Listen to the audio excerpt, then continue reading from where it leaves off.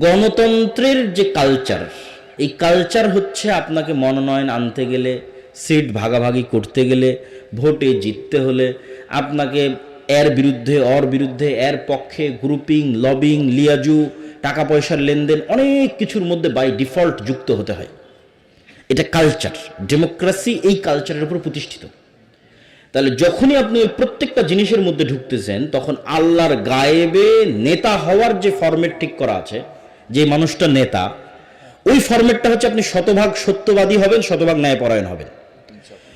যখনই আপনি এই ফরম্যাটের মধ্যে ঢুকে যাচ্ছেন, তখন আপনি ওখান থেকে গোলামির যে চিহ্ন, সেই চিহ্নর দিকে যাত্রা শুরু করতেছেন। তো উসমান হাদি এই জায়গায় কি করেছে? সে নিজের জায়গায় শতভাগ সৎ এবং শতভাগ ন্যায়পরায়ণ থেকে তার জ্ঞান এবং মেধা দিয়ে ভয়েস উচ্চারণ করেছে, আওয়াজ উঠিয়েছে। তাহলে এইটাই হলো নেতৃত্বের বিকাশের শর্ত। আমাদের এরকম 500 উসমান হাদি দরকার, এরকম 1000 উসমান হাদি দরকার, যে শতভাগ সত্যবাদী থাকবে। কোনো দল, কোনো সংগঠন, কোনো মানুষ, কোনো ব্যক্তি কোনো কিছুর প্রতি দায়বদ্ধ থাকবে না। কারোর সাথে লিয়াজু মেনটেন করতে গিয়ে, লবিং মেনটেন করতে গিয়ে শতভাগ সত্য বলতে পারবে না, এই রকমের কোনো পিছুটান তার থাকবে না। জ্ঞানে থাকবে সর্বোচ্চ, যেটা লাস্ট পয়েন্টে আসবো, যে জ্ঞান। ইমান বিল গায়বে ইয়াকিন থাকবে, সৎ আমল থাকবে, রাতের সালাতে পাবান্দ, 5 ওয়াক্ত সালাতে পাবান্দ। এরকম 500টা যদি আপনি নেতা তৈরি করে দিতে পারেন, 500, তাহলে আমি এটা বাংলাদেশের ক্ষমতা অর্জনের রাস্তা বলছি না, এটা পৃথিবীর ক্ষমতা অর্জনের রাস্তা, যেটা কোরআনে দেওয়া আছে। এটা দিয়ে পৃথিবী বিজয় করা সম্ভব, সত্যবাদিতা এবং ন্যায়পরায়ণতা দিয়ে। এটা নেতা তৈরি হওয়ার রাস্তা, নেতা তৈরি হওয়ার বীজ। এখন আপনি কেমনে প্র্যাকটিক্যাল লাইফে আমার এই বক্তব্যকে ফিট করবেন যে ঠিক আছে, আজ থেকে আমরা গোলামি থেকে মুক্তি চাই। তা আব্দুল্লাহ ভাই বলেছে, গোলামি থেকে মুক্তি পেতে চাইলে সত্যবাদী ন্যায়পরায়ণতার মাপকাঠিতে আসতে হবে, না হলে গোলামি থেকে মুক্তি সম্ভব নয়। তো আমি কেমনে চেক করব যে আমি গোলাম না নেতা? আপনারা যারা এখানে বসে আছেন, তারা নিজে বুকে হাত দিয়ে জিজ্ঞেস করেন, ধরেন এই ওসমান হাদি যদি নেশাগ্রস্ত হতো, জুয়াখোর হতো, এ কি টকশোতে এসে মানুষের সামনে এসে প্রশ্ন করতো? প্রশ্ন করতো না। ওর ওই প্রশ্নকে মানুষ ভয় পায়, তখন গুলি করে উড়িয়ে দিয়েছে। তাহলে ওই প্রশ্ন করবে না যদি সবাই জুয়াখোর, নেশাখোর হয়। তাহলে সবকে জুয়ায় আর নেশায় ব্যস্ত রাখো, তাহলে প্রশ্ন করবে কই? পড়বেও না, জ্ঞানও শিখবে না, প্রশ্নও করবে না। তাহলে তো অটোমেটিক গোলাম। তাহলে তো আমরা নিজেরা নিজেদের পায়ে গোলামির জিঞ্জির বেঁধে রেখেছি। তাহলে এই জিঞ্জির আমাদের ভাঙতে হবে, এটার আর কোনো রাস্তা নাই। জ্ঞান অর্জন করা ছাড়া, পড়া ছাড়া আর কোনো রাস্তা নাই। অতএব আমরা যদি গোলামি থেকে বাঁচতে চাই, তাহলে আজকের বক্তব্যে যে পয়েন্টগুলো আপনাদের সামনে তুলে ধরলাম, পুরো বক্তব্যের সারমর্ম এক এক করে বলতেছি। আসসালামু আলাইকুম ওয়া রাহমাতুল্লাহি ওয়া বারাকাতুহু। আলহামদুলিল্লাহ, আলহামদুলিল্লাহ ওয়াহদাহ, ওয়াসসালাতু ওয়াসসালামু আলা মান লা নাবিয়্যা বা'দাহ। প্রশংসা আল্লাহর, সবাই বলি আলহামদুলিল্লাহ।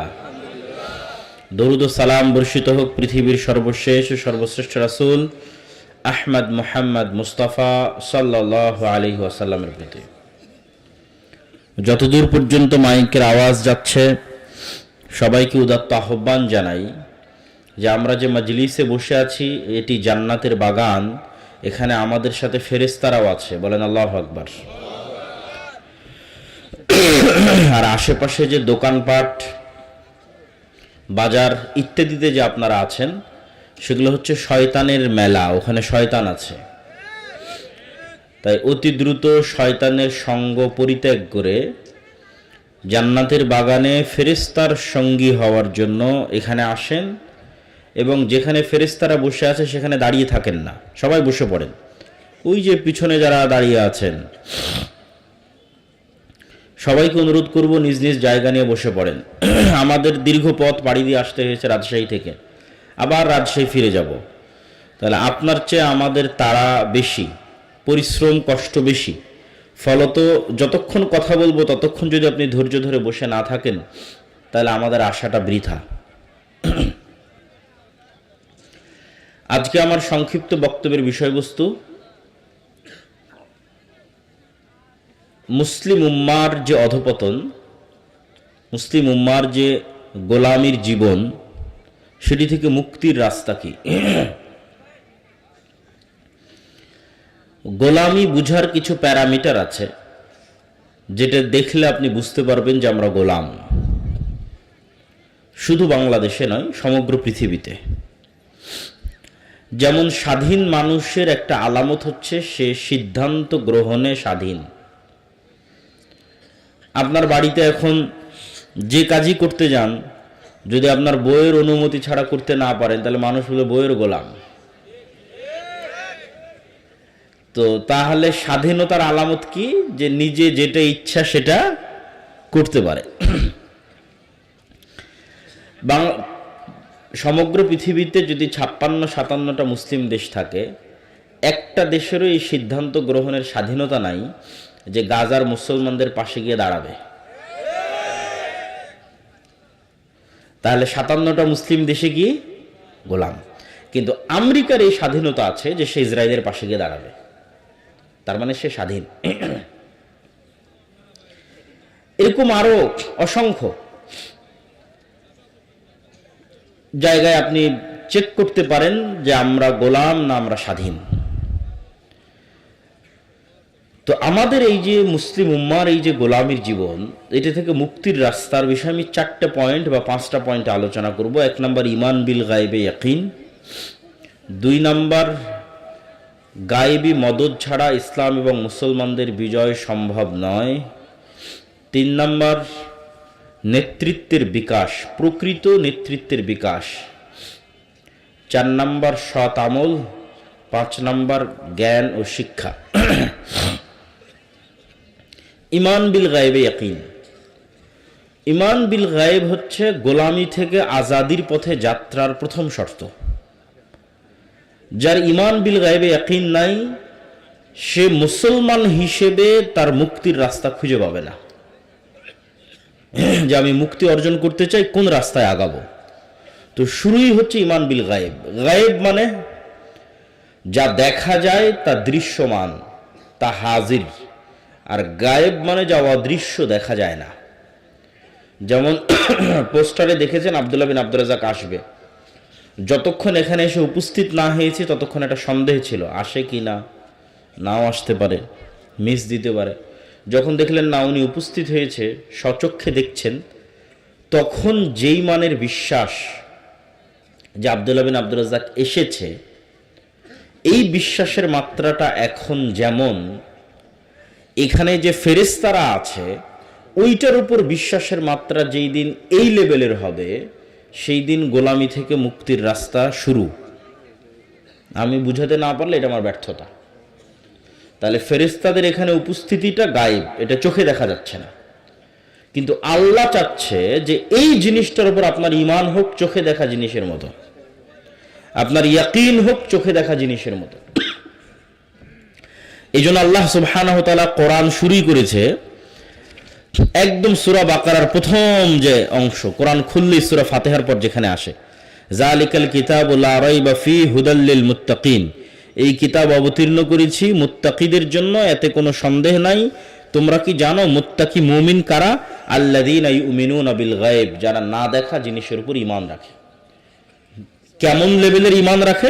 ওইটারই শেষ লাইন ওই পৃষ্ঠার, ওয়াবিল আখিরাতি হুম ইউকিনুন, ইয়াকিনের লেভেলে ঈমান রাখে। আমি আসার আগ পর্যন্ত আপনাদের এক লেভেলের ঈমান ছিল যে আব্দুল্লাহ বিন আব্দুর রাজ্জাক আসবে, আর এখন চোখে দেখার পর এটা ইয়াকিন। তাহলে গায়েবের উপর ইয়াকিনের লেভেলে ঈমান রাখে। গায়েবের উপর যতক্ষণ ইয়াকিনের লেভেলে ঈমান না হবে, ততক্ষণ মুক্তির কোনো রাস্তা নাই। এই জন্য আল্লাহ সুবহানাহু ওয়া তাআলা যত নবী রাসূল পৃথিবীতে পাঠিয়েছেন, তারা যেহেতু উম্মতের রাহবার হবে, এই জন্য তাদের সর্বোচ্চ লেভেলের ঈমান লাগবে। তো তাদের সর্বোচ্চ লেভেলের ঈমান দেওয়ার জন্য আল্লাহ তাদের জন্য গায়েবকে উন্মোচন করে দিয়েছিলেন। বহু নবী রাসূলের ক্ষেত্রে গায়েব উন্মোচন করা আছে। যেমন আমাদের নবী মুহাম্মদ সাল্লাল্লাহু আলাইহি ওয়াসাল্লামের ক্ষেত্রে আল্লাহ কোরআনে বলেন, সুবহানাল্লাযী আসরা বিআবদিহি লাইলাম মিনাল মাসজিদিল হারাম ইলাল মাসজিদিল আকসা আল্লাযী বারাকনা হাওলাহু লিনুরিয়াহু মিন আয়াতিনা। আমি আমার বান্দা মুহাম্মদকে মক্কা থেকে জেরুজালেম, ফিলিস্তিনের জেরুজালেম থেকে সপ্তম আসমান সফর করিয়েছি। কেন জানো? লিনুরিয়াহু মিন আয়াতিনা, আমার গায়েবের যে নিদর্শনগুলো আছে এগুলো তাকে স্বচক্ষে দেখানোর জন্য। তাহলে যেই জান্নাতের কথা মুহাম্মদ সাল্লাল্লাহু আলাইহি ওয়াসাল্লাম মানুষকে বলতেন, ওই জান্নাত আল্লাহ তাকে স্বচক্ষে দেখিয়েছে। যেই জাহান্নামের কথা মুহাম্মদ সাল্লাল্লাহু আলাইহি ওয়াসাল্লাম মানুষকে বলতেন, ওই জাহান্নাম মেরাজের সফরে তাকে স্বচক্ষে দেখানো হয়েছে। যে আসমান প্রথম, দ্বিতীয়, তৃতীয়, চতুর্থ, পঞ্চম, সপ্তম আসমানের কথা বলা হতো, সেই সপ্তম আসমানই, 7টা আসমানই তাকে স্বচক্ষে সফর করানো হয়েছে। তাহলে মুহাম্মদ সাল্লাল্লাহু আলাইহি ওয়াসাল্লামের যেই লেভেলের ঈমান হবে, আমার ওই লেভেলের ঈমান হবে না। মুহাম্মদ সাল্লাল্লাহু আলাইহি ওয়াসাল্লামের ঈমান ইয়াকিনের লেভেলে। কিন্তু এটাই মুক্তির রাস্তা। আপনি যতটুকু ইয়াকিনের লেভেলে উঠতে পারেন তত মুক্তির রাস্তা শুরু, আজাদির রাস্তা শুরু। যতখানি আপনার গায়েবের উপর ঈমান বাড়তে থাকবে ততখানি আপনার আজাদির রাস্তা শুরু হবে। যেমন ঈসা আলাইহিস সালাতু ওয়াস সালামের ক্ষেত্রে আল্লাহ কোন গায়েবটা উন্মোচন করে দিয়েছিলেন? আপনারা কোনোদিন মরা মানুষকে জীবিত হতে দেখেছেন? দেখেননি। তো পরকালের মূল ভিত্তি কিন্তু মৃত থেকে জীবিত হওয়া, যে আমরা মারা যাব আবার আল্লাহ আমাদের জীবিত করবে, এটাই কিন্তু পরকালের মূল ভিত্তি। এটা গায়েব, এটা কেউ কোনোদিন চোখে দেখেনি। আর ঈসা আলাইহিস সালাতু ওয়াস সালামের মুজিজাই ছিল এটা, যে যে কোনো মৃত মানুষের গায়ে হাত দিয়ে যদি বলতেন বিইজনিল্লাহ বিসমিল্লাহ, তাহলে মৃত মানুষ জীবিত হয়ে যেত।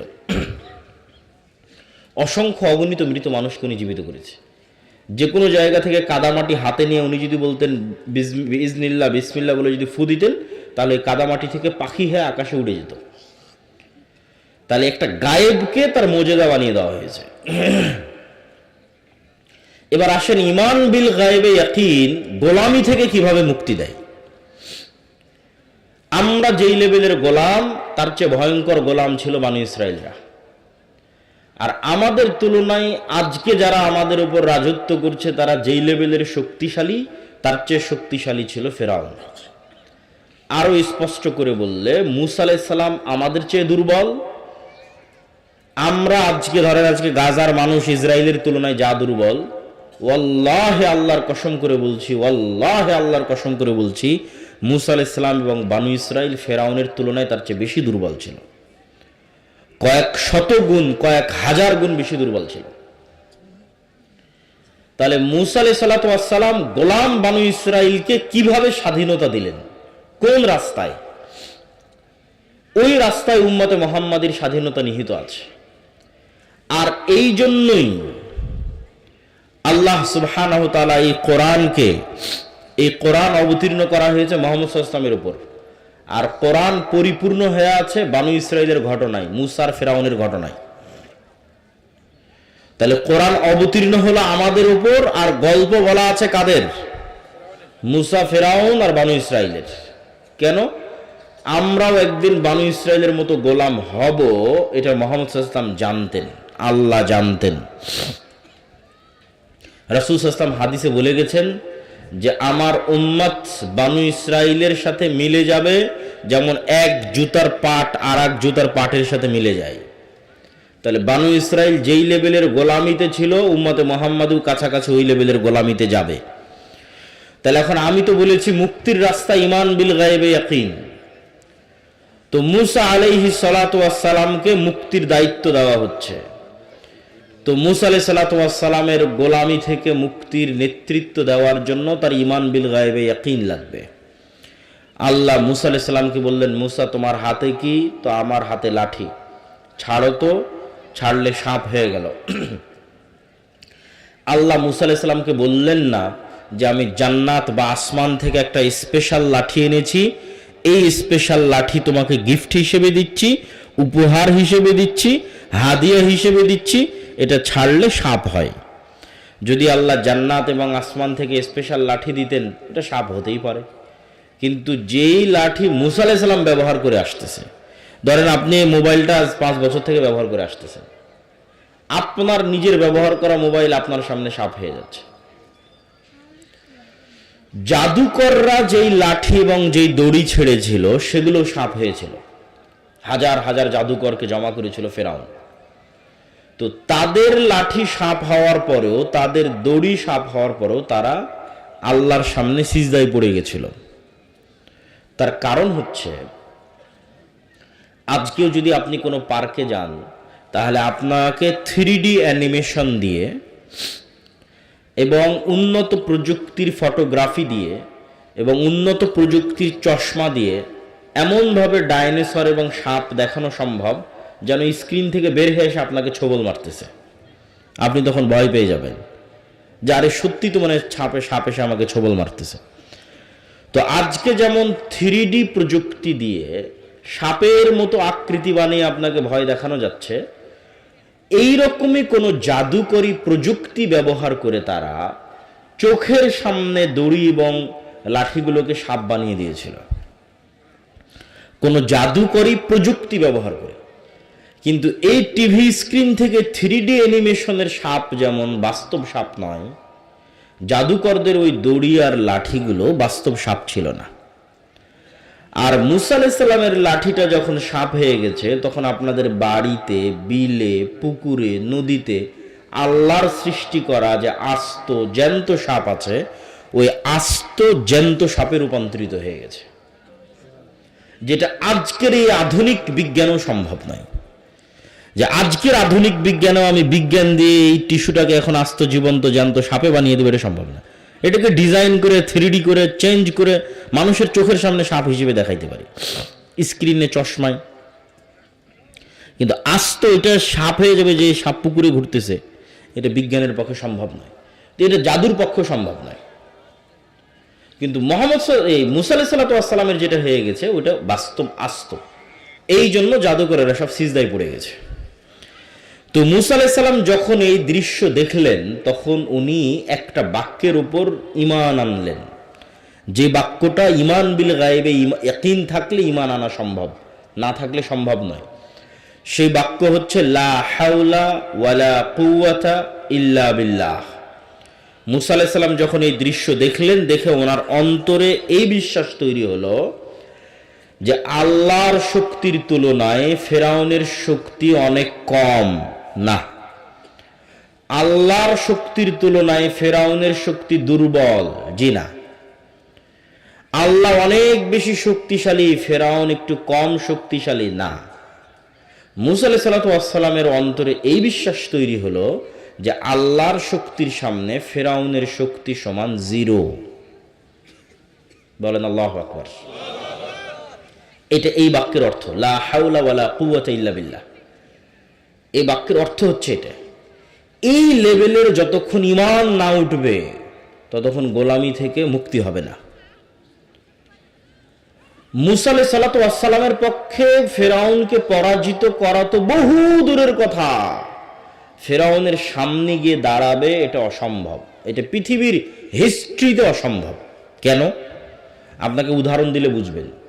ধরেন আপনার এই রংপুর, মিঠাপুকুর, পীরগঞ্জ, এখানকার একটা কৃষকের ছেলে, যার বয়স 25 বা 30 বছর, আবু সাইদদের মতো,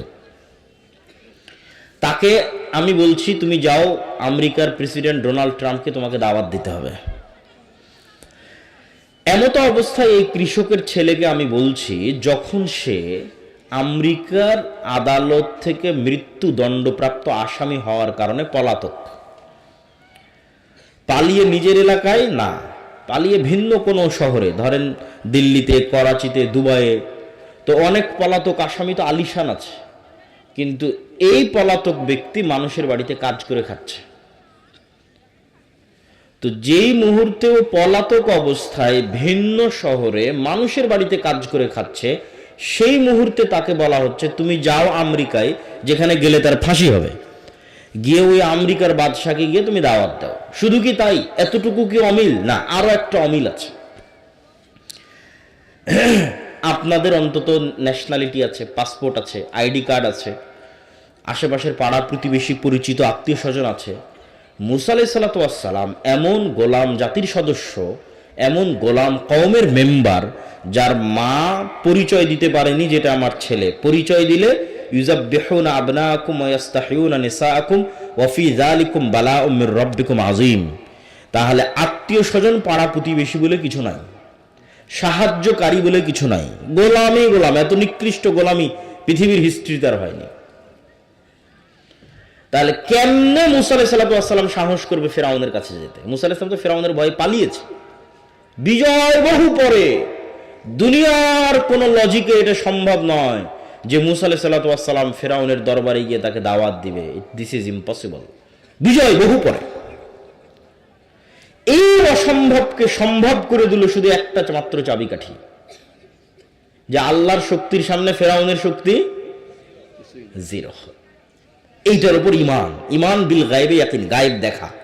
গায়েব আল্লাহ দেখিয়ে দিল মুসা আলাইহিস সালামকে যে তার হাতের লাঠিকে আল্লাহ যতবার ইচ্ছা ততবার সাপ বানিয়ে দিচ্ছে, তাও আবার চোখের ভেলকি নয়, বাস্তব নদীর বিলের যে থাকা সাপ সে বাস্তব সাপে পরিণত করে দিচ্ছে।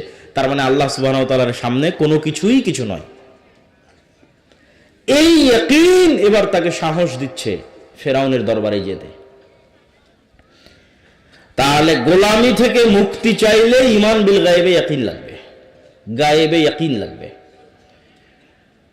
গায়েবে ইয়াকিন ছাড়া ইসলামের এবং মুসলমানদের বিজয় সম্ভব নয়। ধরেন আপনারা আমাকে পাশে, আপনাদের হয়তো ভবিষ্যতে উনি এমপি হবেন, তিনি বসে আছেন, ধরেন আপনারা আমাকে নির্বাচিত করে বাংলাদেশের প্রধানমন্ত্রী বানিয়ে দিলেন। আজকে আমি বাংলাদেশের প্রধানমন্ত্রী হিসেবে মনে করলাম শতভাগ ইসলাম বাংলাদেশে কায়েম করে দেব। শতভাগ ইসলাম কায়েম করার ঘোষণা দেওয়া, আর পাশের দেশ বলেন আর ওই দূরের পাশ্চাত্য দেশ বলেন সব অর্থনৈতিক অবরোধ দিয়ে দিবে, ডলার বন্ধ, বিজনেস বন্ধ, ঠিক আছে, ইলেকট্রিক সাপ্লাই বন্ধ, সব বন্ধ।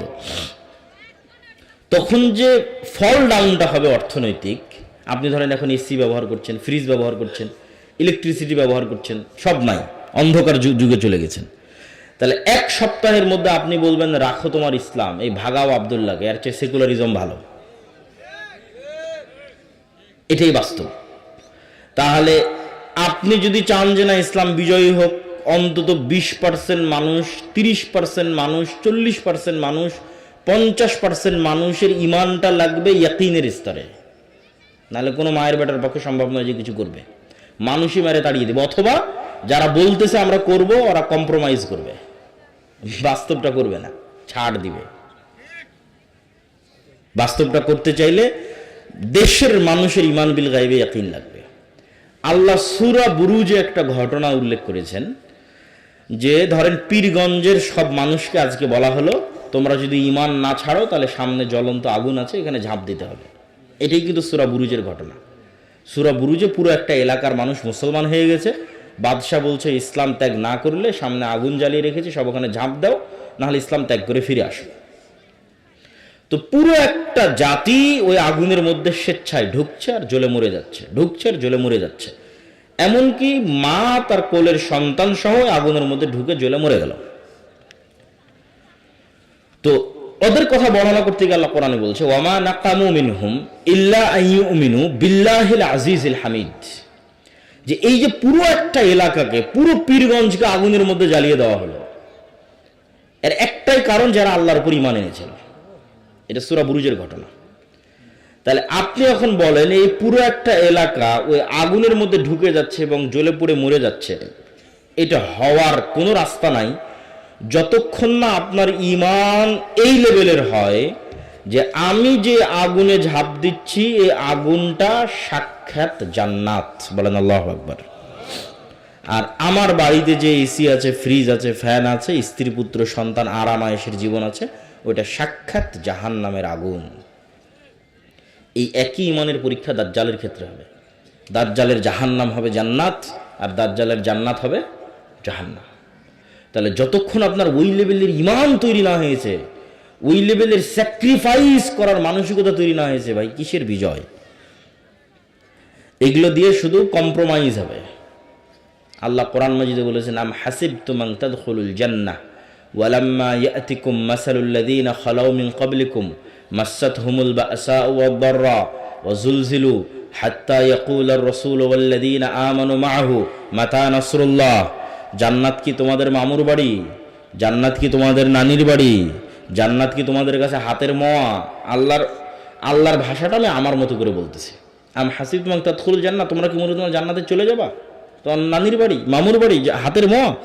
অথচ এখন পর্যন্ত ওই লেভেলের জুলুম তোমরা সহ্য করনি যেই লেভেলের জুলুম তোমাদের পূর্ববর্তীরা সহ্য করেছে। এমন পর্যায়ের জুলুম যে সেই জুলুমে তারা বলতে বাধ্য হয়েছে আল্লাহর নবী, আল্লাহর সাহায্য কখন আসবে? ওই জুলুমের মধ্যে তো আমরা যাইনি। আর ওই জুলুম সহ্য করার ক্ষমতা আমাদের আছে? ওই লেভেলের ইমান ছাড়া সহ্য ক্ষমতা নাই। আপনি বলবেন দরকার নাই। পয়েন্ট নাম্বার 2,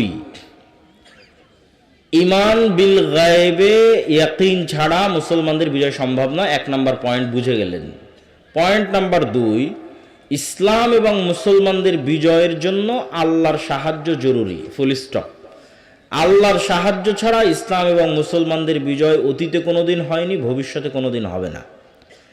দুনিয়াবি কোনো রাস্তায়, শুধু দুনিয়াবি রাস্তায় আল্লাহর সাহায্য ছাড়া, শুধু দুনিয়াবি রাস্তায় ইসলাম এবং মুসলমানদের বিজয় হয় না, ফুল স্টপ। অতীতেও হয়নি, ভবিষ্যতেও হবে না। তাহলে আপনাকে জানতে হবে আমি যে রাস্তায় আছি এই রাস্তায় আল্লাহর সাহায্য আছে কিনা। যতক্ষণ আপনি আল্লাহর সাহায্য নিশ্চিত না করতে পারবেন ততক্ষণ আপনার দুনিয়াবি উপকার হতে পারে, ইসলাম প্রতিষ্ঠা হবে না, ইসলাম এবং মুসলমানদের উপকার হবে না, আপনার ব্যক্তিগত উপকার হতে পারে ওই পদ্ধতিতে, ওই রাস্তায়। তো আল্লাহর সাহায্য ছাড়া হয় না। দলিল একটা তো মুসা আলাইহিস সালামের ঘটনা আপনারা শুনলেনই। মুসা আলাইহিস সালাম যখন সমুদ্র পার হলেন তখন সিনাই মরুভূমি, এখনো আপনি গুগল ম্যাপে গেলে লোহিত সাগর পার হওয়ার পর ইসরায়েল এবং ফিলিস্তিন মুখে যখন যেতে থাকবেন, গাজা মুখে যখন যেতে থাকবেন, তখন সৌদি আরব, মিশর, ইসরায়েল, ফিলিস্তিন এই 3 দেশের মধ্যে বিশাল মরুভূমি, এখনো মরুভূমি, এর নাম হচ্ছে সিনাই মরুভূমি। এই সিনাই মরুভূমিতে মুসা আলাইহিস সালাম বানু ইসরায়েলদের নিয়ে ঘুরপাক খাচ্ছে। ওখানে তুর পাহাড় আছে, সিনাই মরুভূমি তুর পাহাড়ে, এই তুর পাহাড়ের আশেপাশেই ঘুরপাক খাচ্ছে। তো এদেরকে বলা হলো যে সামনে জেরুজালেম, এই জেরুজালেম তোমাদের বাপদাদার ভিটা, তোমরা যুদ্ধ করে বিজয় করো। কেন বাপদাদার ভিটা? ইব্রাহিমের ছেলে ইসহাক জেরুজালেমে থাকতো, ইসহাকের ছেলে ইয়াকুব জেরুজালেমে থাকতো, ইয়াকুবের ছেলে ইউসুফ এবং তার 11 ভাই এরাও জেরুজালেমে থাকতো, ফিলিস্তিনে। ইউসুফ যখন মিশরে চলে গেল, বাকি 11 ভাই এবং পিতা সহ মাতা সহ সবাই যখন মিশরে চলে গেল, তখন ফিলিস্তিন ছেড়ে দেরা মিশরে চলে গেল। মিশরে সরকারের পরিবর্তনের কারণে এরা গোলাম হয়ে গেল। ফেরাউন ক্ষমতায় আসলো, এরা গোলাম। এদের গোলামি চলল 300 বছর, 400 বছর। 300-400 বছর পর এদেরকে গোলামি থেকে মুক্তি দেওয়ার ব্যবস্থা আল্লাহ করতেছে মুসা আর হারুনের মাধ্যমে। এই মুসা আর হারুন ইব্রাহিমেরই সন্তান, ইসহাকেরই সন্তান, ইয়াকুবেরই সন্তান, ইউসুফ এবং তার 11 ভাইয়েরই সন্তান। তাহলে এদের বাপদাদার বাড়ি কোনটা হলো? জেরুজালেম। মিশরে তো ওরা পরে গেছিল। তো আল্লাহ বলছে ঠিক আছে, এখন তোমরা জেরুজালেমে যুদ্ধ করে বিজয় করো। তো বানু ইসরাইল বলছে ইন্না ফিহা কওমান জাব্বারিন, জেরুজালেমে 40 তলা 50 তলা দেহের অধিকারী মানুষেরা আছে, আর আমরা ওদের সামনে পিঁপড়ার সমপরিমাণ, আমরা কেমনে এদের সাথে যুদ্ধ করি? আমালেকা গোত্র। তো মুসা তুমি আর তোমার আল্লাহ গিয়ে যুদ্ধ করো, আমরা পারবো না। তখন 2 জন মানুষ যাদের ইমান বিল গায়েবে ইয়াকিন ছিল তারা বলল আল্লাহ যেহেতু আদেশ করেছে যুদ্ধ করতে, আমরা যদি করি আমরা বিজয়ী হব। ওদের ইয়াকিন ছিল, গায়েবে ইয়াকিন ছিল। তার মধ্যে একজন ইউশা বিন নুন। কিন্তু অধিকাংশ মানুষ যুদ্ধ করতে রাজি না হয়, আল্লাহ তাদের আযাব দিল 40 বছরের। যে মরুভূমির মধ্যে ঘুরপাক খাও 40 বছর, 40 বছরের আযাবের মধ্যে মুসা আলাইহিস সালাম মারা গেল। নতুন নবী হলো ইউশা বিন নুন। ইউশা বিন নুন বানু ইসরায়েলকে বলল ভুল হয়েছে, যুদ্ধ করতে হবে, তওবা করো, চলো যুদ্ধ করি। তওবা ইস্তেগফার করে যুদ্ধ শুরু করলো।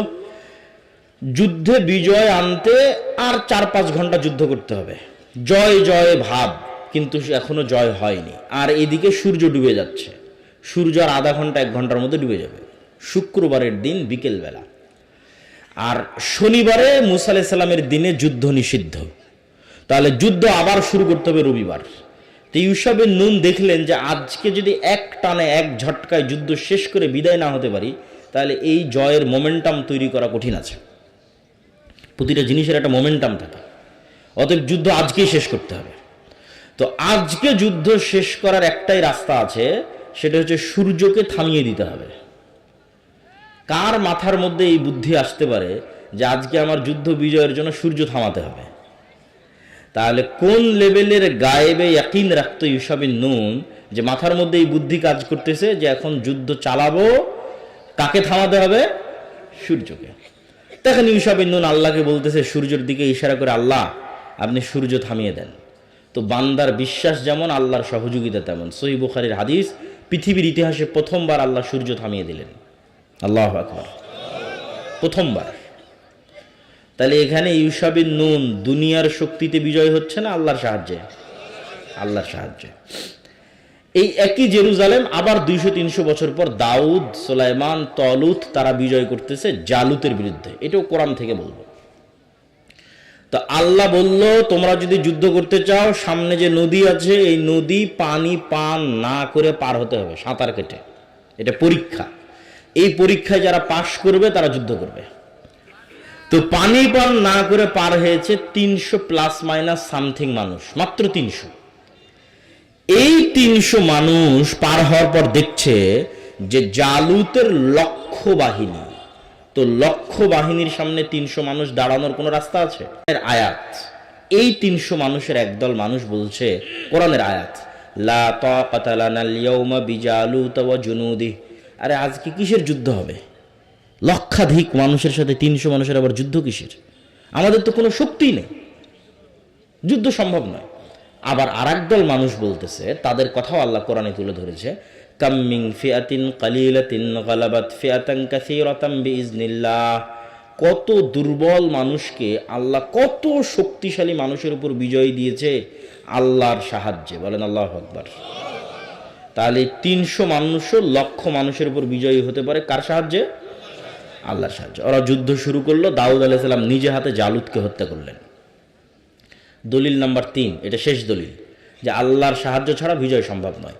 মুহাম্মদ সাল্লাল্লাহু আলাইহি ওয়াসাল্লাম বদরে, উহুদে, খন্দকে 3 যুদ্ধেই মুহাম্মদ সাল্লাল্লাহু আলাইহি ওয়াসাল্লামের 300, আবু জাহালের 1000, মুহাম্মদ সাল্লাল্লাহু আলাইহি ওয়াসাল্লামের 700, উহুদে আবু সুফিয়ানের 2000, খন্দকে মুহাম্মদ সাল্লাল্লাহু আলাইহি ওয়াসাল্লামের 700, আবু সুফিয়ানের 10,000। বদর, উহুদে তো মুহাম্মদ সাল্লাল্লাহু আলাইহি ওয়াসাল্লাম দুর্বল ছিলই, কিন্তু খন্দকে অসম্ভব। খন্দকে 10,000 সমান 700, 1000। তার মধ্যে আবার 300-400 মোনাফিক, তার মধ্যে আবার 3টা ইহুদি গোত্র, বানু কুরাইজা, বানু কায়নুকা, বানু নাজির। এরা তলে তলে বাইরের কাফের মুশরিকদের সাথে ওয়াদা দিয়ে রেখেছে, কোনো মতে মোহাম্মদকে ফালাও, আমরা তোমাদের সাথে আছি। তাহলে মুহাম্মদ সাল্লাল্লাহু আলাইহি ওয়াসাল্লাম মাত্র 500-700 মানুষ, আর বাইরে ঘেরাও করে আছে 10,000। বদরে এবং উহুদে একত্রিত হয়েছিল শুধু মক্কার মানুষ, আর খন্দকের দিন একত্রিত হয়েছে পুরো সৌদি আরবে, পুরো আরবে যত গোত্র উপগোত্র আছে সবাই একত্রিত হয়েছে। মদিনাকে মাটির সাথে মিশিয়ে দিতে হবে। মুহাম্মদ সাল্লাল্লাহু আলাইহি ওয়াসাল্লামের জীবনের সবচেয়ে করুণ এবং অসহায় সময় 2টা। তায়েফেও মুহাম্মদ সাল্লাল্লাহু আলাইহি ওয়াসাল্লাম এত অসহায় নয়। 2টা সময় সবচেয়ে অসহায়, একটা খন্দকের যুদ্ধের 1 মাস, আর একটা হচ্ছে আবু তালেবের সাথে শিয়াবে আবু তালেবে গৃহবন্দী অবস্থায় যে 3 বছর মক্কায়। তো মুহাম্মদ সাল্লাল্লাহু আলাইহি ওয়াসাল্লামের জীবনের যত ঘটনা দেখেন, পেটে পাথর বাঁধা, ক্ষুধার যন্ত্রণায়, সাহাবীদের খাবার না, এগুলো সব খন্দকের যুদ্ধের ঘটনা। এর চাইতে করুণ ঘটনা মুহাম্মদ সাল্লাল্লাহু আলাইহি ওয়াসাল্লামের লাইফে আর পার হয়নি। তাহলে বদর, উহুদ, খন্দকে মুহাম্মদ সাল্লাল্লাহু আলাইহি ওয়াসাল্লামের কোনো রাস্তা নাই যে দুনিয়াবি লজিকে উনি বিজয়ী হতে পারে।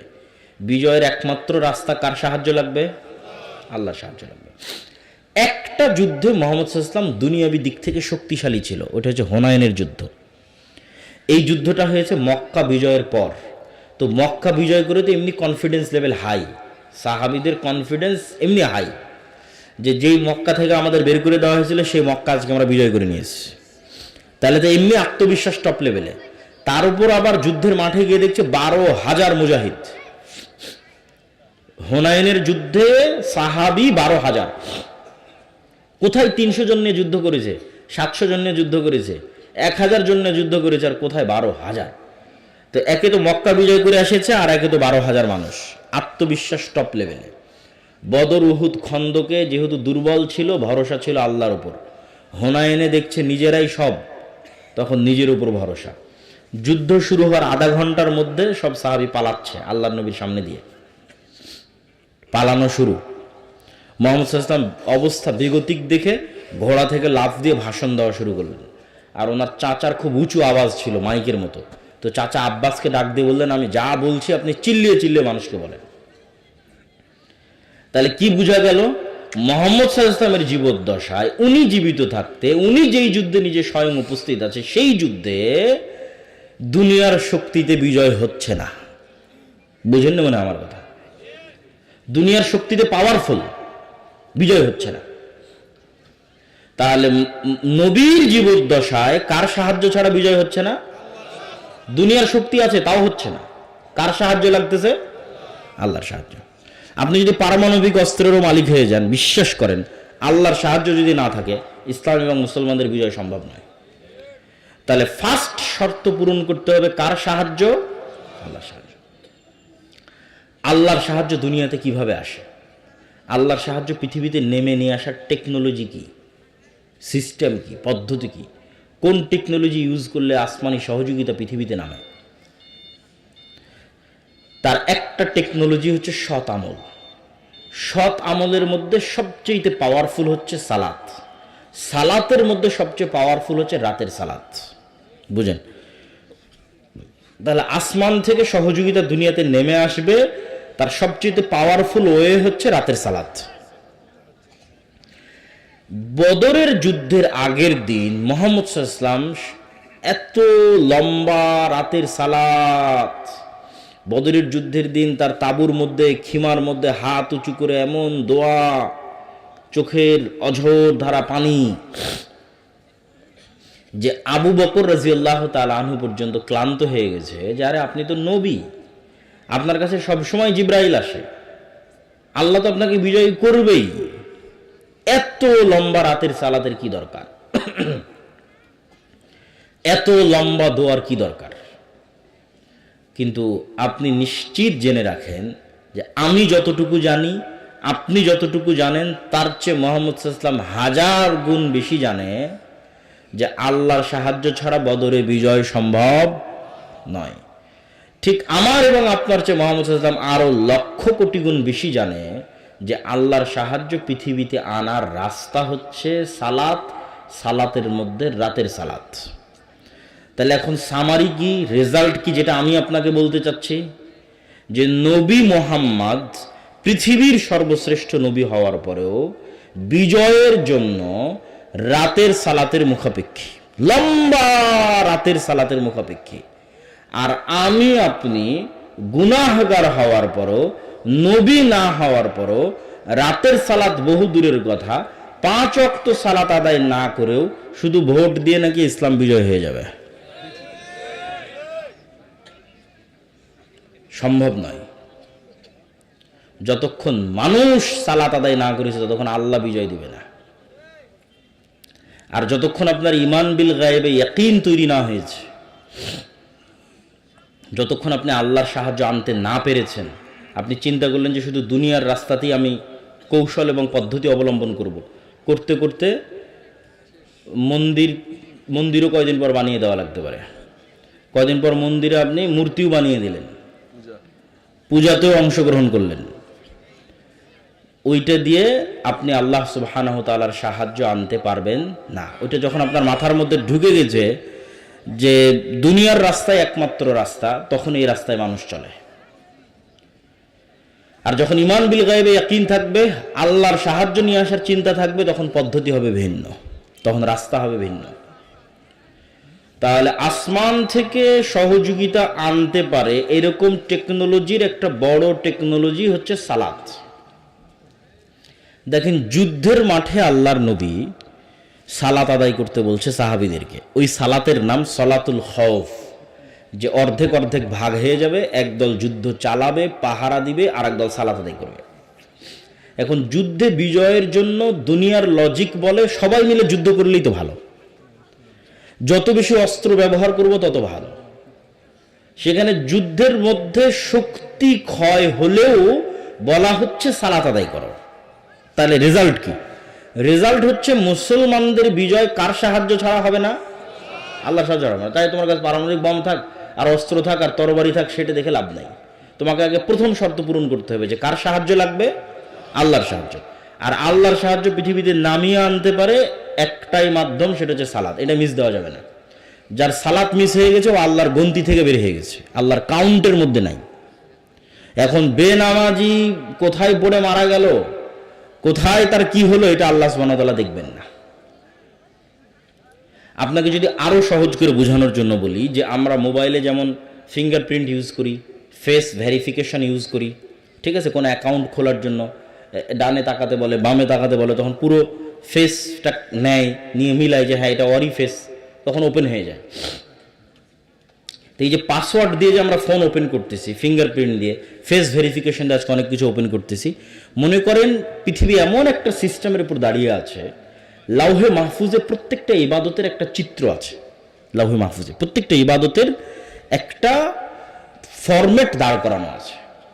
আপনি যখন ওই ফরম্যাট পৃথিবীতে নেওয়া শুরু করেন, তখন একটা আর একটার সাথে যখন মিলে যায় তখন অটোমেটিক ওপেন হয়ে যায়। পাসওয়ার্ড মিলে গেছে, দরজা খুলে গেছে, এখন সাহায্য আসা শুরু হবে।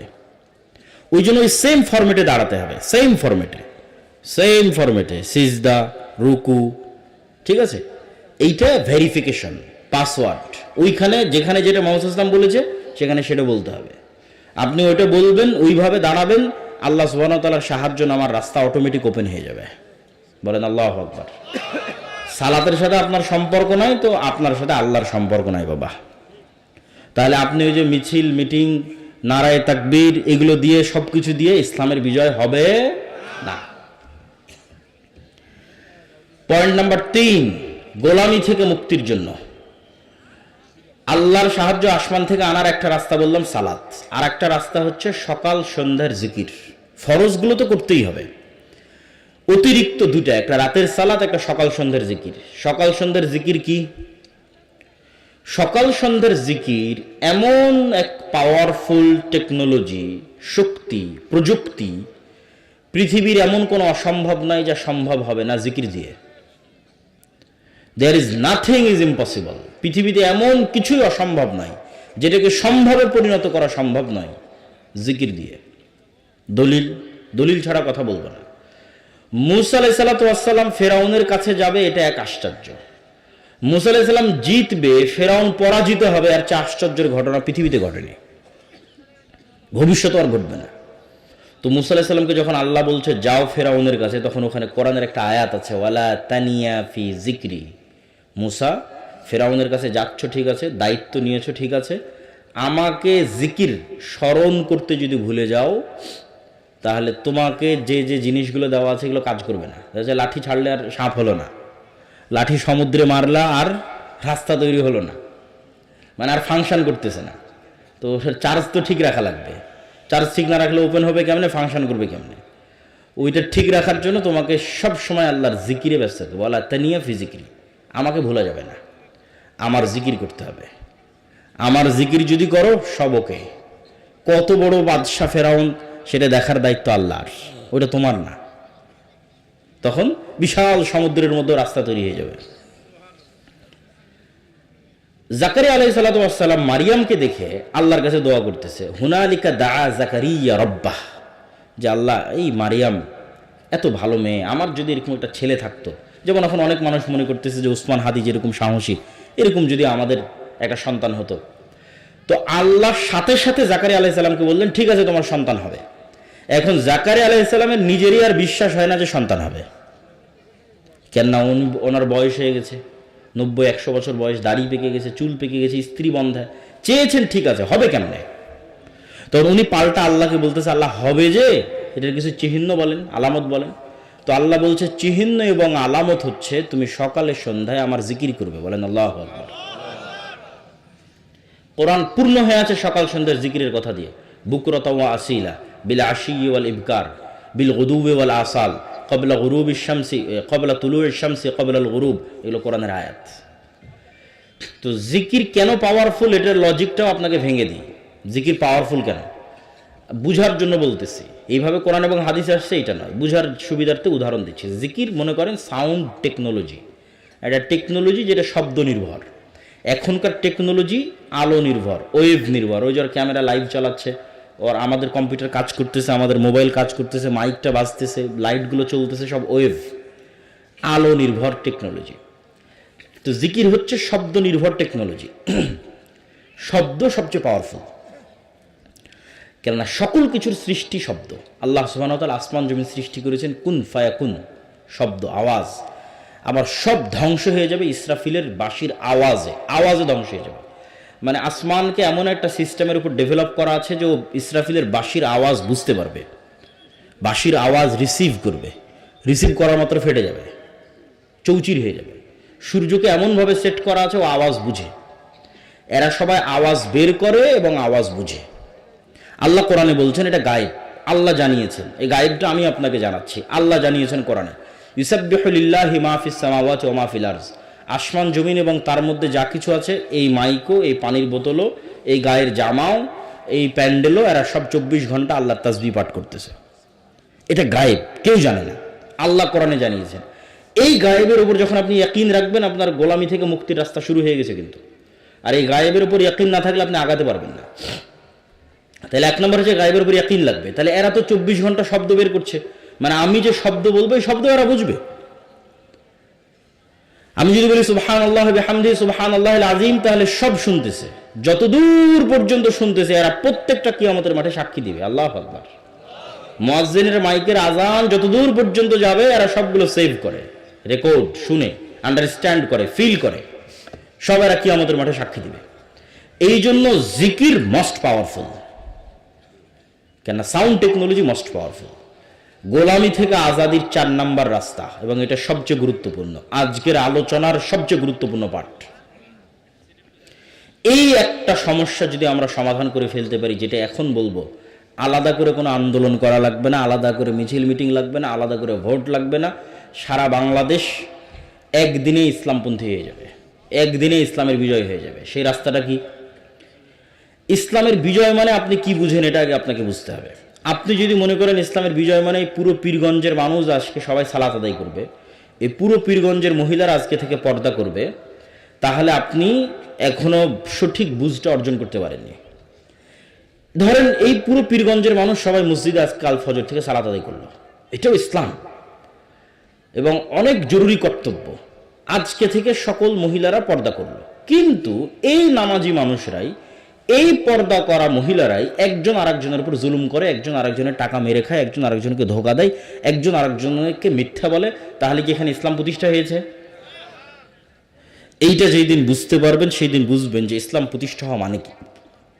ইসলাম রাষ্ট্র ক্ষমতায় যাওয়ার বেসিক হচ্ছে ইনসাফ, ন্যায়, সত্যবাদিতা, বেসিক। ঈসা আলাইহিস সালাতু ওয়াস সালাম যেই দিন সমগ্র পৃথিবীর শাসনভার হাতে নেবেন, সেই দিন ঈসা আলাইহিস সালাতু ওয়াস সালামের শাসনের গুণ বর্ণনা করছে মুহাম্মদ সাল্লাল্লাহু আলাইহি ওয়াসাল্লাম, যে ওই দিন ঈসা আলাইহিস সালাম সমগ্র পৃথিবীতে ন্যায় প্রতিষ্ঠা করবে। তাহলে ঈসা আলাইহিস সালামের শাসনের গুণ কি? সমগ্র পৃথিবীতে কি প্রতিষ্ঠা হবে? ন্যায় প্রতিষ্ঠা হবে। তাহলে আমরা তো সারা বাংলাদেশে 90% মুসলমান। এই 90% মুসলমানের দেশে আলাদা করে ইসলাম প্রতিষ্ঠা করার প্রয়োজনই নাই। যদি 90% মুসলমানের দেশে সবাই আজ থেকে বলে যে আমি ন্যায় প্রতিষ্ঠা করব, সত্যবাদী হব, আলাদা করে কিছু করা লাগবে না, 80% ইসলাম প্রতিষ্ঠিত হয়ে যাবে। ওইটা যদি আপনি ফিল আপ না করতে পারেন, তাহলে বাহ্যিকভাবে যতই হোক বাস্তবে ইসলাম প্রতিষ্ঠিত হবে না। তাহলে এবং ওই গুণটা, আমরা যে দুর্নীতির মধ্যে আছি, ধোঁকাবাজির মধ্যে আছি, 2 নম্বরই রাস্তার মধ্যে আছি, এটা গোলামির গুণ, এইটা গোলামির চিহ্ন। দেখেন এই যে ইসহাক আলাইহিস সালামের সন্তানেরা, ইব্রাহিম আলাইহিস সালামের সন্তানেরা, এদেরকে আল্লাহ বলছে শনিবারের দিন তোমরা মাছ ধরবে না। এরা কি করলো? শনিবারের দিন মাছগুলো না ধরে আটকে রেখে দিল, দিয়ে ওই মাছগুলোকে রবিবারের দিন ধরলো। কি 2 নম্বরই বুদ্ধি! তাহলে ইব্রাহিমের সন্তান এত 2 নম্বরই বুদ্ধি কেমনে শিখলো? নবীর সন্তান এত 2 নম্বরই বুদ্ধি কেমনে জানে? ওই যে ফেরাউনের যে 300 বছর গোলাম ছিল, গোলামি মে বদল জাতি হে কওমো কা জমির, আল্লামা ইকবাল বলেছে, গোলামিতে মিথ্যা বলা শিখে নিয়েছে। আপনি নিশ্চিত থাকেন আমরা মুসলমানেরা ধোঁকাবাজি, দুর্নীতি, 2 নম্বরই রাস্তা জানতাম না। ব্রিটিশদের 190 বছর গোলামি আমাদের রক্তের মধ্যে এটা ঢুকিয়ে দিয়েছে।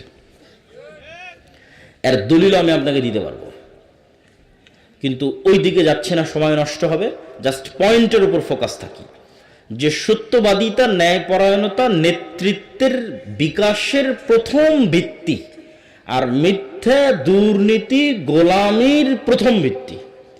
তাহলে যে সত্যবাদী, ন্যায়পরায়ণ ও নেতা, যে মিথ্যুক, ধোঁকাবাজ, 2 নম্বর রাস্তা অবলম্বন করে ও গোলাম। এখন আপনি আরো আপনাকে প্র্যাকটিক্যাল উদাহরণে চলে যাই।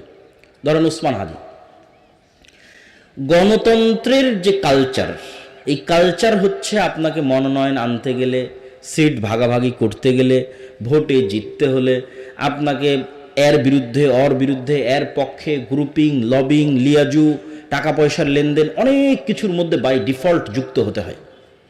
এটা কালচার, ডেমোক্রেসি এই কালচারের উপর প্রতিষ্ঠিত।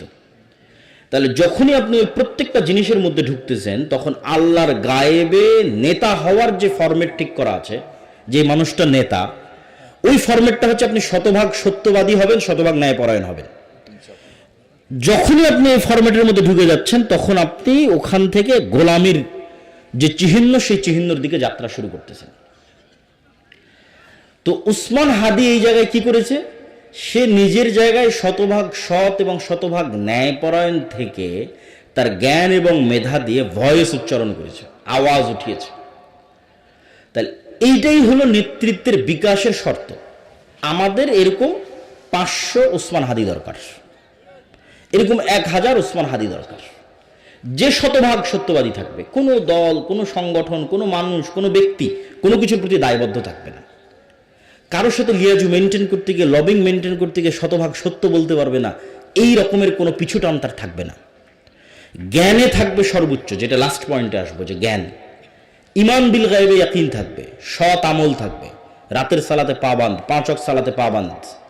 এরকম 500টা যদি আপনি নেতা তৈরি করে দিতে পারেন, 500, তাহলে আমি এটা বাংলাদেশের ক্ষমতা অর্জনের রাস্তা বলছি না, এটা পৃথিবীর ক্ষমতা অর্জনের রাস্তা, যেটা কোরআনে দেওয়া আছে। এটা যে পৃথিবী বিজয় করা সম্ভব সত্যবাদিতা এবং ন্যায়পরায়ণতা দিয়ে। এটা নেতা তৈরি হওয়ার রাস্তা, নেতা তৈরি হওয়ার বীজ। এখন আপনি কেমনে প্র্যাকটিক্যাল লাইফে আমার এই বক্তব্যকে ফিট করবেন যে ঠিক আছে, আজ থেকে আমরা গোলামি থেকে মুক্তি চাই। তা আব্দুল্লাহ ভাই বলেছে, গোলামি থেকে মুক্তি পেতে চাইলে সত্যবাদী ন্যায়পরায়ণতার মাপকাঠিতে আসতে হবে, না হলে গোলামি থেকে মুক্তি সম্ভব নয়। তো আমি কেমনে চেক করব যে আমি গোলাম না নেতা? আপনারা যারা এখানে বসে আছেন, তারা নিজে বুকে হাত দিয়ে জিজ্ঞেস করেন যে আপনার পিতার সম্পত্তিতে আপনার বোনকে ন্যায় এবং ইনসাফের সাথে ভাগ দিয়েছেন কিনা? হাসার কিছু না। যদি আপনি আপনার পিতার সম্পত্তিতে আপনার বোনকে ন্যায়ের সাথে, ইনসাফের সাথে ভাগ করে দিয়ে থাকেন, তাহলে আপনার মধ্যে নেতৃত্বের ক্রাইটেরিয়া আছে। দুনিয়ার দৃষ্টিতে না, আল্লাহ গায়েবে নেতা হওয়ার যে ক্রাইটেরিয়া নির্ধারণ করেছে, ওই ক্রাইটেরিয়া আপনার নেতার গুণ আছে। আর যদি আপনি ন্যায় এবং ইনসাফের সাথে বন্টন করে না থাকেন, ভালো জমিটা আপনি নিয়েছেন, নদীর ডোবা জমিটা আপনি দিয়েছেন, যেটাতে বেশিবার ফসল হয় সেটা আপনি নিয়েছেন, কম ফসল বোনকে দিয়েছেন, দেরিতে দিয়েছেন, গড়িমসি করেছেন, অথবা এখনও দেননি, নিশ্চিত থাকেন আপনিও যদি কোনো মতে এমপি মন্ত্রী হতে পারেন, গত 16 বছর তারা যা দুর্নীতি করেছে আপনি তার চেয়ে বেশি দুর্নীতি করবেন। তাহলে এই সিস্টেমে, ধরেন গণতান্ত্রিক সিস্টেমে 300 এমপি আমি নির্বাচিত করে দিলাম। এই 300 এমপি ধরেন কথার কথা, ধরেন আল্লাহ না করুক, ধরেন কথার কথাই 300 এমপি দুর্নীতিগ্রস্ত। তাহলে এই দুর্নীতিগ্রস্ত 300 এমপি আপনাদের দৃষ্টিতে নেতা, আর আল্লাহর লজিকে তারা নেতা না গোলাম? গোলাম। এই জিনিসটা যেদিন বুঝবেন, ওই দিন গোলামের জিঞ্জির ভাঙা শুরু হবে। এই জিনিসটা যেদিন ফিল করবেন না, মেরুদণ্ড বিক্রি করা যাবে না। ওসি, ডিসি, এসপি, মন্ত্রী, মিনিস্টার বা ক্ষমতায় যারা আসে, এরা 3 বছরের জন্য, 5 বছরের জন্য, 2 বছরের জন্য। কিন্তু আর্মিতে যে জয়েন করেছে, ও তো রিটায়ার্ড না করা পর্যন্ত ওখানেই থাকবে। ওসি, ডিসি, এসপি, মন্ত্রী, মিনিস্টার যে হয়েছে, ওসি, ডিসি, এসপি, তারপরে এসিল্যান্ড, সাব রেজিস্ট্রার, তো রিটায়ার্ড না করা পর্যন্ত আছে।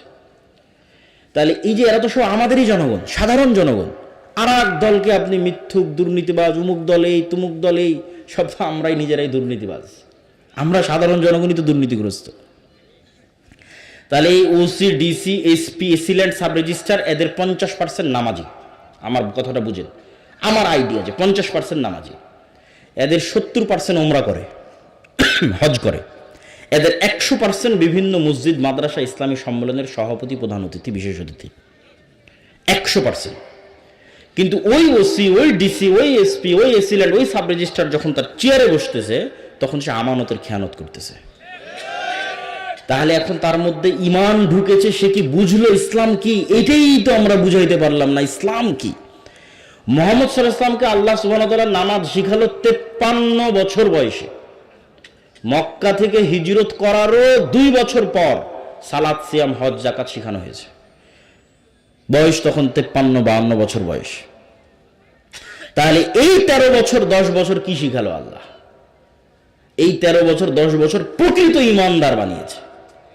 এক কালবের মধ্যে লা ঈমানা লিমান লা আমানাতা লাহু, এক কালবের মধ্যে আল্লাহর উপর ঈমান আবার মিথ্যা ধোঁকাবাজি 2 নম্বরই থাকতে পারে না, এটা আল্লাহর নবীর হাদিস। তাহলে যে কালবে ঈমান আছে দাবি করছে, বাহ্যিক 5 ওয়াক্ত সালাত দিয়ে দেখাচ্ছে আমি মুসলমান, হজ এবং ওমরা করে দেখাচ্ছে আমি মুসলমান, কিন্তু ওর চেয়ারে যখন বসতেছে তখন ন্যায় করতে পারতেছে না, দুর্নীতি করতেছে, 2 নম্বরই রাস্তা অবলম্বন করতেছে, ধোঁকাবাজি করতেছে, মিথ্যা বলতেছে, ওয়াল্লাহি আল্লাহর কসম, আল্লাহর নবীর হাদিস অনুযায়ী সে মুনাফিক। ইজা হাদ্দাসা কাযাবা ওয়া ইজা ওয়া'আদা আখলাফা ওয়া ইজা তুমিনা খানা, কথা বললে মিথ্যা বলে, ওয়াদা করলে ভঙ্গ করে, যে দায়িত্ব দেওয়া হয়েছে আমানতের খেয়ানত করে। তাহলে পুরো দেশ একদিনে 80% ইসলাম বাস্তবায়ন হয়ে যাবে। দেশের AC OC land sub registrar তো কেউ হিন্দু নয়, সব তো মুসলমান, সব তো আমরাই, সব তো আপনাদের সন্তান, আপনারাই। তাহলে পুরো দেশে একদিনে 80% ইসলাম বাস্তবায়ন হয়ে যাবে যদি আমরা বলি আমার মেরুদণ্ড, আমার মেধা, আমার মাথা, আমার সিদ্ধান্ত টাকার কাছে বিক্রি করব না, 2 নম্বরই রাস্তা অবলম্বন করব না, যেটা সৎ, যেটা ন্যায়, যেটা সত্য, সেটা যদি আমার দলের বিরুদ্ধেও যায় তবুও বলবো, শেষ। সেটা যদি আমার নেতার বিরুদ্ধেও যায় তবুও বলবো। এই একটা মূল মানদণ্ডে আমাদের ভবিষ্যৎ প্রজন্মকে গড়ে তুলতে হবে। আমাদের ভবিষ্যৎ প্রজন্ম যারা বসে আছে তাদের শপথ নিতে হবে যে আমরা কিছুই না শিখতে পারি, অন্তত ওসমান হাদির কাছে এইটা অন্তত শিখি যে আমাদের মেরুদণ্ড বিক্রি করা যাবে না, পৃথিবীর যেখানেই থাকি না কেন, যে অবস্থাতেই থাকি না কেন। এটা হলো নেতা হওয়ার শর্ত, রাস্তা, 4 নম্বর পয়েন্ট, যেটা দিয়ে বক্তব্যের শেষের দিকে চলে যাব। তার আগে মধ্যখানে একটু বিরতি নেই। সেই বিরতি হচ্ছে আজকে আপনাদের সামনে এখানে এসেছি, এই সম্পর্কটা যদি একদিনের সম্পর্ক হয় এই সম্পর্কের ভ্যালু নাই। সম্পর্কটা যদি স্থায়ী পার্মানেন্ট হয় ভ্যালু আছে। পার্মানেন্ট হবে কিভাবে? ওই যে আপনার আগের বক্তা, আমার আগের বক্তা বলে গেল মক্তব। আমরা মাদ্রাসা দিয়ে 2% ছেলে মেয়েকে দিন শেখাতে পারবো, আর মসজিদে মক্তব করে 100% মুসলমানের সন্তানকে দিন শেখানো যাবে। তাহলে 100% মুসলমানের সন্তানকে দিন শেখানোর একটাই রাস্তা, মসজিদে শিক্ষা ব্যবস্থা তৈরি করা, শিক্ষাকে সর্বোচ্চ গুরুত্ব দেওয়া। আপনি জালসা করে টাকা তুলে এসি কিনছেন, টাইলস কিনতেছেন, ওই এসি ওই টাইলস বাজারে বিক্রি করে দিয়ে মক্তবের শিক্ষকের বেতনের ব্যবস্থা করেন। আর আমরা মক্তবের সিলেবাস তৈরি করেছি, ট্রেনিং দিচ্ছি, প্রায় 700 অধিক মসজিদের মক্তবের শিক্ষক আমাদের কাছে ট্রেনিং নিয়েছে। এবার এনটিভিতে আমাদের মক্তবের উপর জাতীয় প্রতিযোগিতা রমজান মাসে আয়োজিত হতে যাচ্ছে। এটাতে কোনো খরচ নাই, আপনার ইমাম সাহেব যাবে, যাতায়াত খরচ আমাদের, থাকবে খাবে, থাকা খাওয়া খরচ আমাদের। তাকে ট্রেনিং দিয়ে আমাদের সিলেবাস বুঝিয়ে দিয়ে আপনার মসজিদে পাঠাবো, সে আপনার সন্তানকে এই দিন, এই আদর্শ, এই আকীদা, এই কোরআন শিক্ষা দেবে। এটাতে আমরা প্রজন্ম তৈরি করব, সৎ ন্যায়পরায়ণ আমানতদার প্রজন্ম তৈরি করাই হচ্ছে ইসলামের বিজয়। এটা আমাদের বুঝতে হবে। 2 নম্বর হচ্ছে আমরা যে পত্রিকা মাসিক আল ইতিসাম, প্রতি মাসে আমি অন্তত 3টে লেখা লিখি মাসিক আল ইতিসামে। এত ব্যস্ততার মধ্যে সম্পাদকীয় লিখি, মিন্নাতুল বাড়ি লিখি, স্বাভাবিক একটা প্রবন্ধ লিখি। এটা আপনাদের আজকের একদিনের 100 বাদামের দামের চাইতেও, বা 100 বাদামের যা দাম তার মতো। তাহলে প্রতিদিনের নাস্তার যা দাম, মাসে একটা পত্রিকার তা দাম। 3 নম্বর আমরা যে বইগুলো লিখি, যেমন আজকে আপনার এখানে যা আলোচনা করছি, ঈমান বিল গায়েবের উপর আমার বিস্তর আলোচনা আছে, ফেরেশতার উপর, ফেরেশতার অস্তিত্বের উপর, শয়তানের অস্তিত্বের উপর, ফেরেশতা এবং শয়তান কিভাবে কাজ করে তার উপর, রূহ এবং নফস কিভাবে কাজ করে তার উপর, এগুলো সব গায়েবের আলোচনা। এগুলো সব আল্লাহর পথে যাত্রা এই বইয়ের মধ্যে আছে। প্রত্যেক মুসলমানকে আমি মনে করি এই বইটা পড়া উচিত। প্রত্যেক মসজিদে, প্রত্যেক স্কুল, কলেজ, ইউনিভার্সিটিতে পাঠ চক্র হওয়া উচিত এই বইটার উপর। অন্তত সপ্তাহে একদিন, অন্তত 2 পৃষ্ঠা, অন্তত সপ্তাহে একদিন, অন্তত 2 পৃষ্ঠা। বইয়ের নাম হচ্ছে আল্লাহর পথে যাত্রা। আরও যে বই পুস্তকগুলো আছে, 1000 ফতোয়ার একটা বই আছে, শাইখ আব্দুর রাজ্জাক মুন্সির সালাত এবং দোয়ার বই আছে, এগুলোকে মূল্যায়ন করা। আমাদের আজকের বক্তব্যের শেষ পয়েন্ট শিক্ষা এবং জ্ঞান। তার আগে ভূমিকা। আপনার মোবাইলের যেমন ফাংশন আছে না, ফ্ল্যাশ লাইট বাটনের যে ফাংশন, ওই ফাংশনে চাপ দিলে ফ্ল্যাশ লাইট জ্বলতেছে, ক্যামেরায় চাপ দিলে ক্যামেরা অন হচ্ছে। এখন ক্যামেরায় যদি মুসলমান চাপ দেয় তো মোবাইল কি বলবে, মুসলমান তোর জন্য আমি অন হব না? এটা বলবে নাকি? মোবাইলকে যেই ফাংশনের উপর ডেভেলপ করা আছে মুসলমান ইউজ করলেও কাজ করবে, হিন্দু বৌদ্ধ ইহুদি খ্রিস্টান ইউজ করলেও কাজ করবে। বোঝা যায় কথা? এবার আসেন, আল্লাহ এই পৃথিবীকে একটা ফাংশনের উপর ডেভেলপ করেছে। আল্লাহর কিছু নির্ধারিত ফাংশন আছে।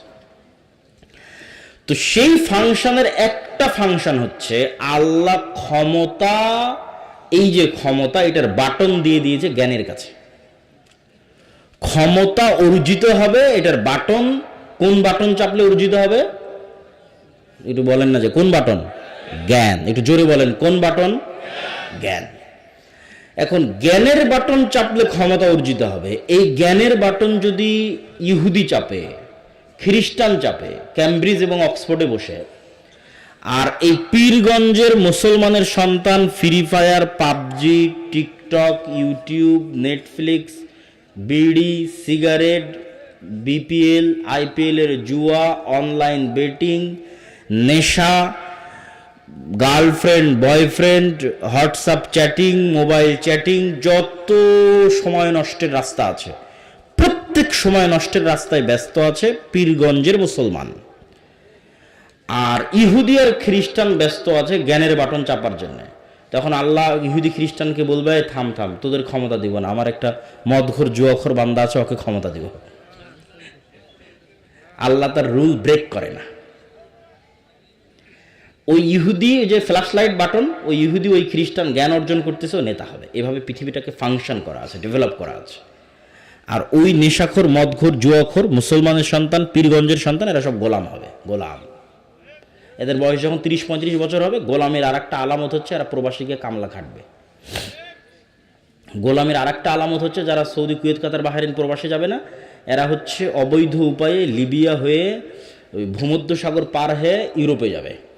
সব মিথ্যা ডকুমেন্টস দিয়ে নাগরিকত্ব নেওয়ার চেষ্টা করবে। মিথ্যা ওয়াদা, মিথ্যা কথা, মিথ্যা সাক্ষ্য এবং মিথ্যা তথ্য দিয়ে বেনিফিট নিবে।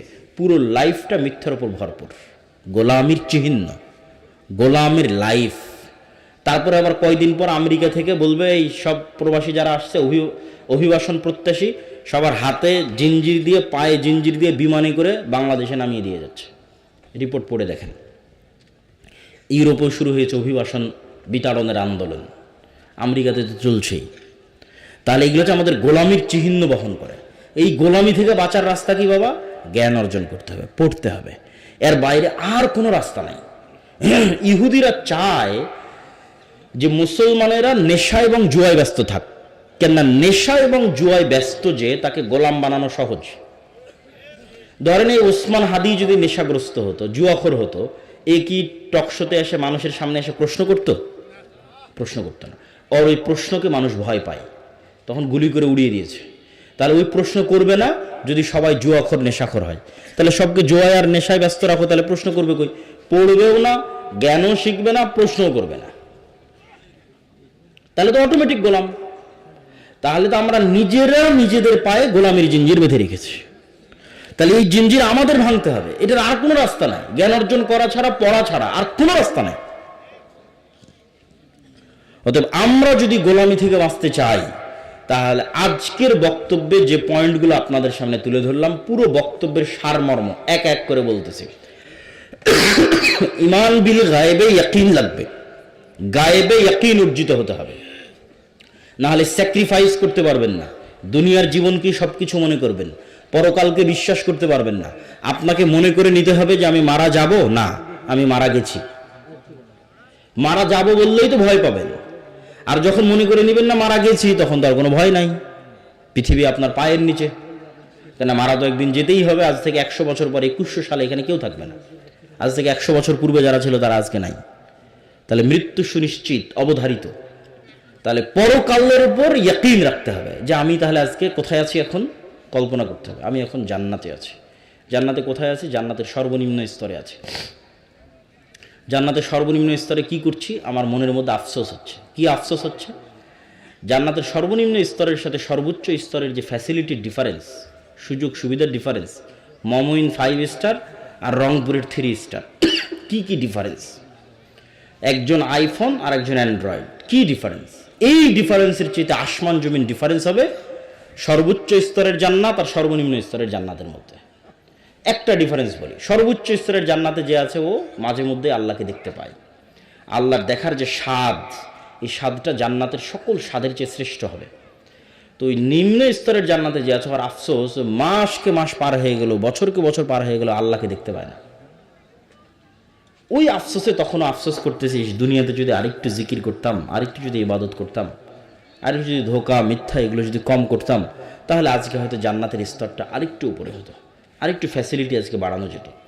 এইভাবে অতীত কল্পনা করতে হবে। পৃথিবীতে তো আমরা নাই, থাকবো না, এটা কিসের কল্পনা? নাই আমরা পৃথিবীতে। আমাদের স্থায়ী পার্মানেন্ট আবাসস্থল হচ্ছে জান্নাত। এবং আপনি আপনার জীবনের মূল স্বাদ ততক্ষণ ফিল করতে পারবেন না যতক্ষণ জান্নাতে না যাবেন। সেই স্বাদটা বলি, সেই স্বাদটা কি? আপনাদের পীরগঞ্জে কোনো নদী আছে? নদীর নাম কি? আখিরা। তো ধরেন আপনি ছোটবেলায় আখিরা নদীতে অনেক ডুব দিয়েছেন, মাছ ধরেছেন, ছেলেবেলায় বন্ধু বান্ধব নিয়ে গল্প করেছেন, ঘোরাফেরা করেছেন। তো এখন লাইফ তো এটাই, যদি পার্মানেন্টলি স্থায়ীভাবে সময় স্থির হয়ে যেত, আর মারা যেতাম না, আমার বাপ মা, আমার ভাই বোন, তাদের সহ এই পীরগঞ্জে আমার এলাকায় একটা আরামের বিশাল বাড়ি নিয়ে আমি আছি, সকালবেলা উঠে একটু মাছ ধরতে যাই, একটু গোসল করি, খেলাধুলা করি, পার্মানেন্ট স্থায়ী। এখন আমিও মারা গেলাম, আমার বাপ মাও মারা গেল, সবাই মারা গেল, এদের সাথে আর জীবনে দেখাই হলো না। এই জীবনের কোনো মানে আছে?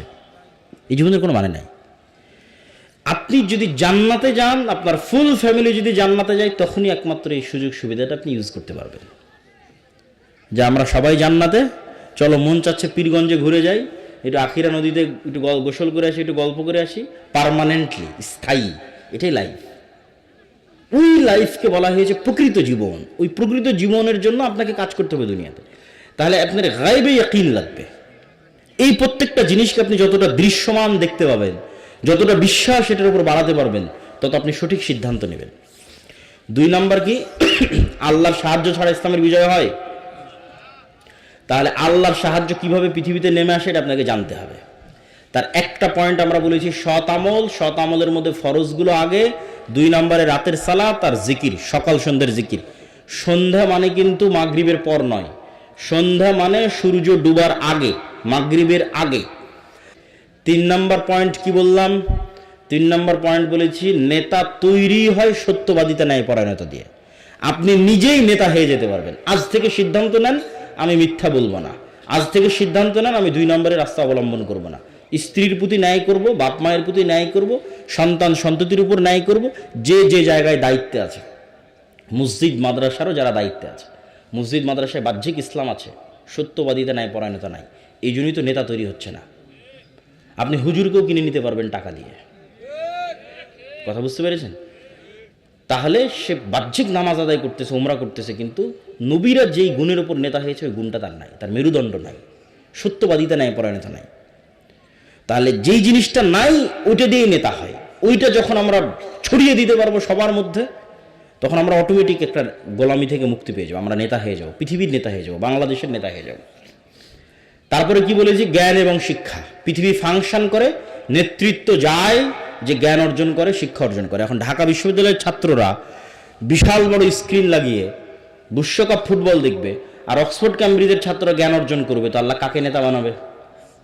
অক্সফোর্ড ক্যামব্রিজের ইহুদি হলো, খ্রিস্টান হলো নেতা বানাবে, আর একে গোলাম বানাবে।